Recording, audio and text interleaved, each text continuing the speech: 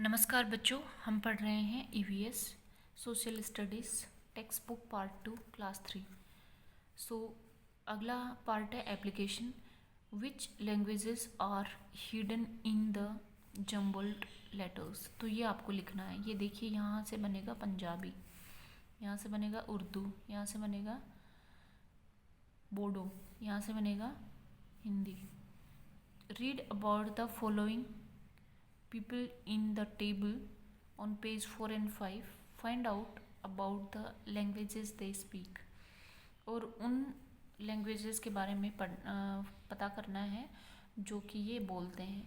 Tick those who are bilingual, circle those who are multilanguage. और जो bilingual है उनको टिक करना है, मल्टीलैंग्वेज वालों को सर्किल करना है। सविता हमने पीछे देखा था। सविता क्या क्या बोलती है, क्या क्या करती है। कार्तिक कहाँ से था वो हम पिछले मैप में देख चुके हैं। तो इन सब के बारे में आपको खुद लिखना है, ये भी आपको खुद करना है। Later on I will share the solution. How many languages do you speak. आप कितनी लैंग्वेज बोलते हैं, क्या आप बाईलैंग्वेज है या फिर मल्टीलैंग्वेज है, ये भी लिखना है। ये सब नोटबुक में लिखने हैं चीज़ें। Indians are diverse. इंडियंस विविध अलग अलग हैं। एट द सेम टाइम, उसी समय पर, we are united as people of India. United मतलब एक है, पीपल ऑफ इंडिया मतलब भारत के लोग यानी भारतीय। बहुत सारी विविधताओं के होते हुए भी हम सब भारतीय हैं। We sing the same national anthem. National anthem होता है राष्ट्रीय गान, हम एक ही राष्ट्रीय गान गाते हैं। Celebrate the same national festivals. सारे राष्ट्रीय त्यौहार हम साथ में मनाते हैं, such as Independence Day, Republic Day, Gandhi Jayanti. ये हमारे नेशनल फेस्टिवल्स हैं, वो भी हम सब मनाते हैं। All Indians are also united by the same constitution. Constitution होता है संविधान, तो हम सबका संविधान भी एक ही है। The constitution of India contains the laws followed in India. Constitution यानी संविधान क्या होता है, कॉन्स्टिट्यूशन जो भारत का है उसमें नियम लिखे हुए हैं कि भारत में क्या क्या नियम फॉलो किए जाने चाहिए, अनुसरण किए जाना चाहिए। It states that all Indians are equal in front of the law.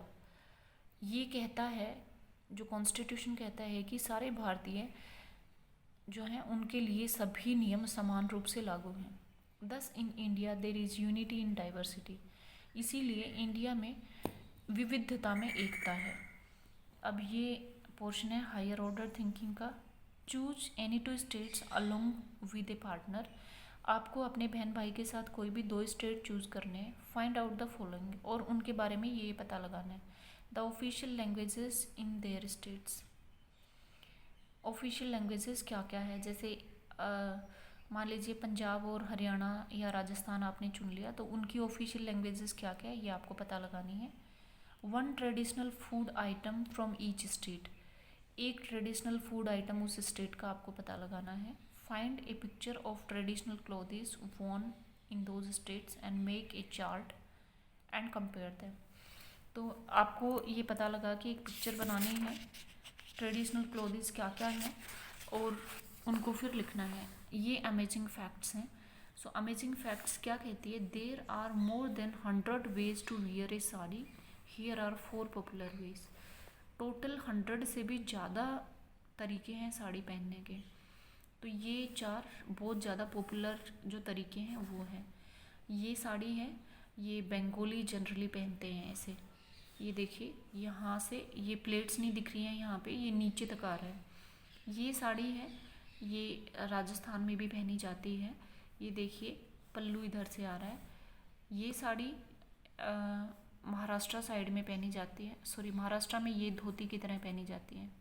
Okay, और एक ये साड़ी है, ये असम साइड में पहनी जाती है, जिसमें यहाँ तक ले रखा है और पीछे से ये पल्लू यहाँ आ रहा है। ठीक है, तो ये कठिन शब्द हैं जिनका आंसर मैं पहले ही आपको लिख चुकी हूँ, फिर भी आप इनको एक बार देख लेना। सो ये आपका चैप्टर कंप्लीट हो गया है। इसको एक बार वापस से रिवाइज करिए, फिर वर्कबुक में क्वेश्चन आंसर्स करेंगे। Thank you.